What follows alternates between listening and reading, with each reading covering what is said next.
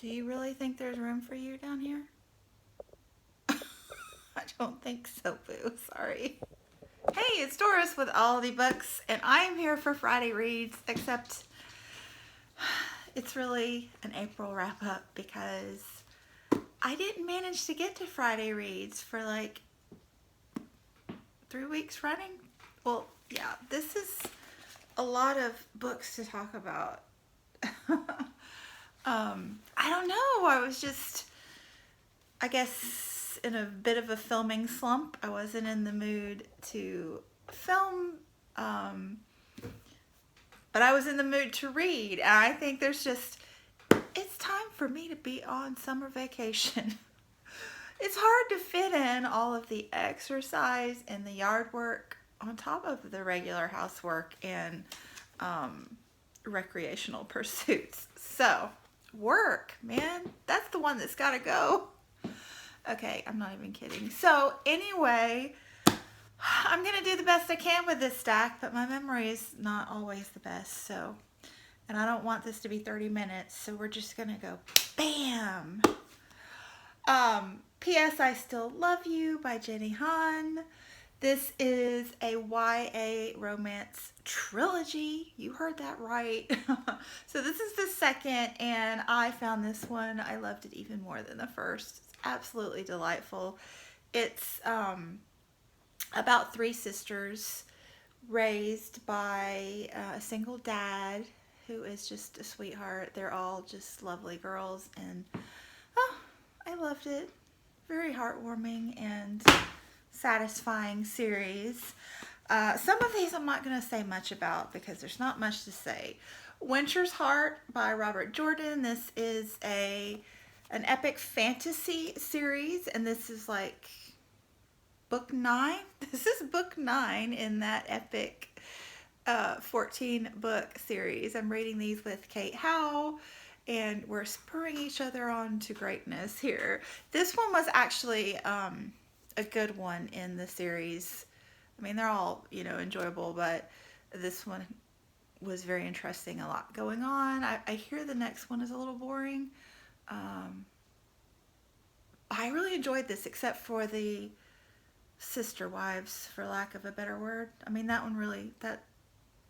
phrase really fits. That was a little bit weird, but the rest of it was good. Witness by Karen Hess. Karen Hess writes middle grade in verse, and she is good. This one is probably a bit more advanced, almost more YA. You've got two young girls. One is a 6-year-old Jewish girl who has moved to this small northern town from the big city. And then you've got, I think she's about 12, a little African American girl in the story, and the Ku Klux Klan getting involved in the town. And it's just about how people react to that. Some people who react to it in a dark way, some people who react to it in a naive way, some people who are spurred on to help out and try to negate this influence in their town. So yeah, I really thought this was great. Karen Hess is a Newbery winner for Out of the Dust, which is about the Great Depression. So really good, really good. I finished The Victim by P.D. James with Sean. We have a little chat video about this one.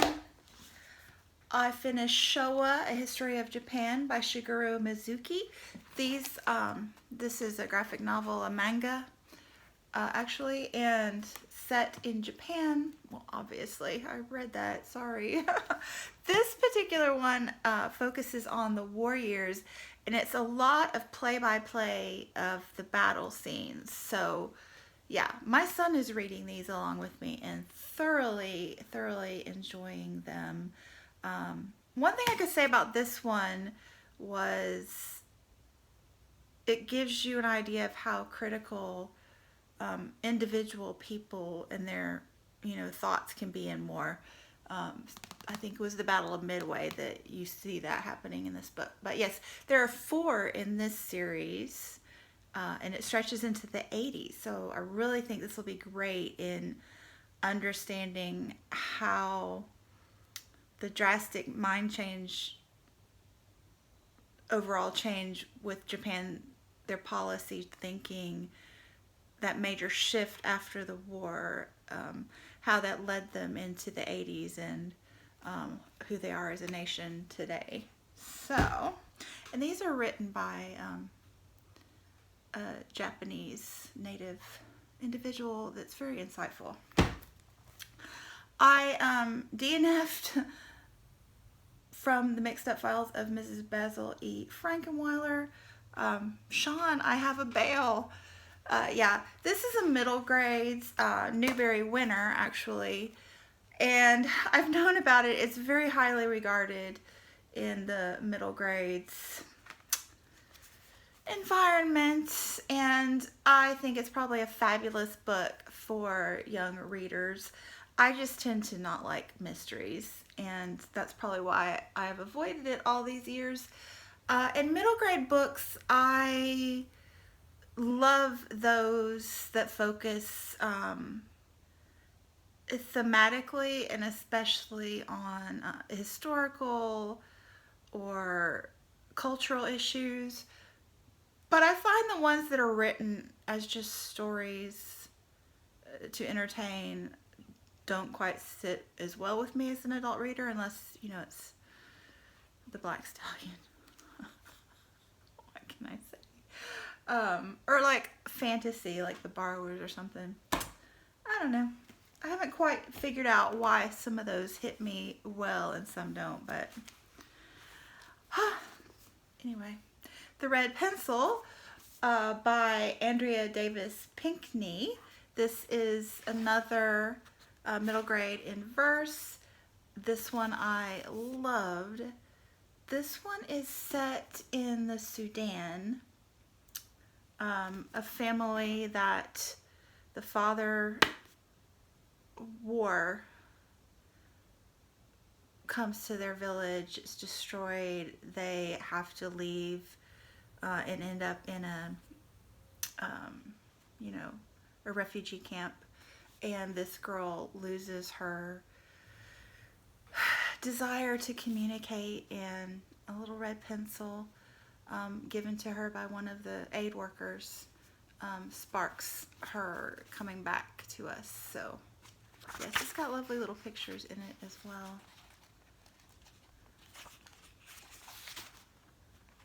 Yeah, so enjoyed that. I finished Rich People Problems by Kevin Kwan. This is the 3rd in the Crazy Rich Asians trilogy. I love these books. They're so entertaining for me. And this one was a little bit darker than the others and a little bit deeper with, actually what it talked about.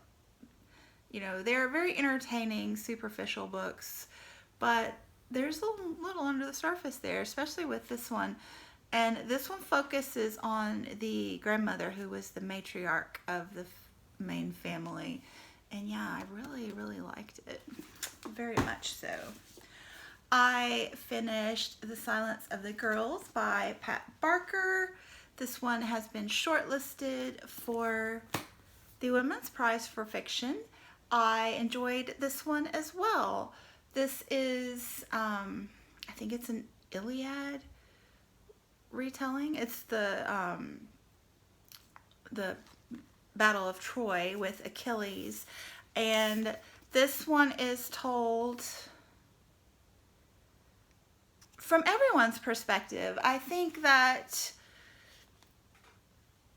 people are assuming from the talk and the title that it is supposed to be a story giving the women voice, and it does do that, but I think what I figured out on the very last page, it was a toss-up for me the whole time if I was going to love it or not. And I think the theme on the last page that I came out with was that women tend to not be included in history, and this book puts women back in the narrative. So, in some places, it is giving women a voice, but it's not intended to be the be all end all for women's voices. It's to put us back in the narrative. So, yes, I really enjoyed this one. And I think for me, this one was more interesting and entertaining because if you watched my vlog, I am not as familiar with the Iliad as I am with the Odyssey. So I found Circe a little bit boring because I've read so much of those Greek myths in school, in the high school setting as a teacher.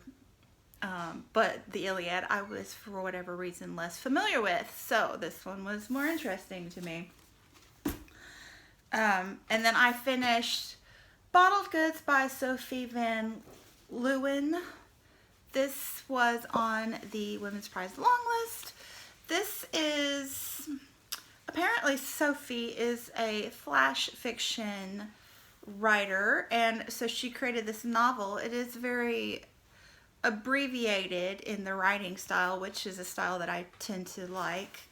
And this is set in Romania in the, I think late 70s, maybe early 80s too. I think it's the late 70s, and during communism. And yeah, it really gets into some dark, upsetting things that happen to women in the second half of the book. Really. But yes, I enjoyed reading this. It's a time period and setting that doesn't get talked about much. So yeah, and you know, obviously it's a great cover.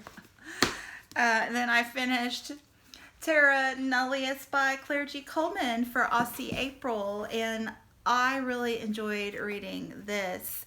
It is science fiction, yeah, and the kind that I like, focused on biology and the environment, and social aspects of science fiction. The techie stuff, and stars, out in the stars, but this one was my jam, definitely. This is set in Australia and focuses on the indigenous population. And yeah, there was a plot twist in chapter 10 that I was totally expecting, absolutely, but it blew me out of the water. I was like, what in the world? She made me see something that I have never seen in quite that way before, and it was just eye-opening completely. I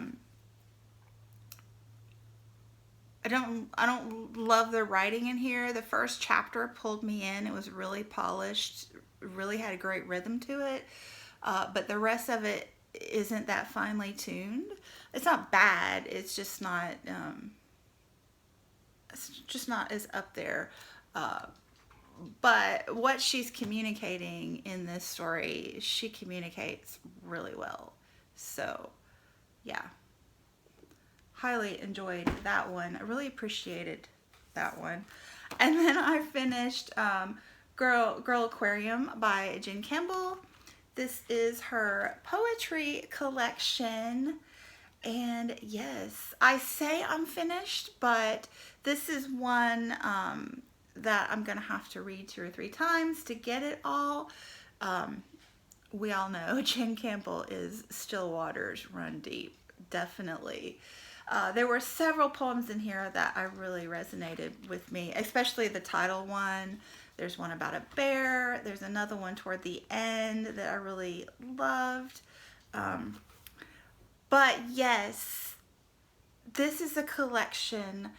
You can tell by the title that it's focusing on women's issues. In the aquarium aspect is a lot of these poems have, I mean, she writes in this dark, whimsical manner, kind of a motif of circus, sideshows, and fairy tales. But with the Aquarium connection, you're looking at these disturbing moments and images, and you realize that, should I be disturbed by what I'm seeing in the sideshow, or should I be disturbed by the audience watching these scenes, or myself being involved? You know, there are lots of things to unpack in this little tiny poetry collection there. Yes. And then I finished Red Butterfly by A.L. Sonnetson. This is another, I'm almost at the end of these middle grade verse books. I have one more that I'm working on. This one is set in China during that time period where the Chinese could only have one child without serious repercussions. And this little girl was born with a deformed hand and was left just out in the curb as a brand new newborn. She was discovered and taken in by an older white woman who was living there at the time because her husband had a job teaching English. He loses his job and she ends up staying and letting her visa expire to keep the girl. So we're in the future with the girl. She's, I think, about 11 at the time, and complications in the story, obviously. The author of this book is a woman from the States who, when she was a teenager, took a trip to China and toured an orphanage there, and was really impacted by that experience, and moves there with her husband later in life, and does foster care with a girl with a cleft palate, until her adoption comes through 6.5 years later, and they're able to take the little girl home. So yes, so it's not an own voices story from a Chinese perspective, but it is an own voices story from the caregiver's perspective, and just really beautiful story. And then I finished up May with Gingerbread by Helen Oyeyemi. This is the first Helen Oyeyemi that I have read. I do own her short story collection that I'm going to get to soon. What can I say about this? So, Helen Oyeyemi is an absolutely perfect audiobook narrator. I listened to this on audiobook, and I could not stop listening because it was absolutely delightful to listen to her talk. Totally. Now, I was 30 minutes into this and realized that I was not absorbing it. I didn't know what the heck was going on, but I continued listening to all like 7 or 8 hours because, you know, I'm going to have to read this again at some point because, yeah. I don't know what. I was asking some of my buddy trip, and I'm like, yeah. All I can tell you is that this is a heavy dose of Alice in Wonderland with a side of like Water for Chocolate. It's a Hansel and Gretel retelling. There's an imaginary world. There's the real world. There's a grandmother, a mother, and a daughter. There's shenanigans, and I don't know what happened. I don't know what I read. Maybe one day I will. Anyway, that's all. That was enough. Thank you so much for watching, and I will be back soon. Bye.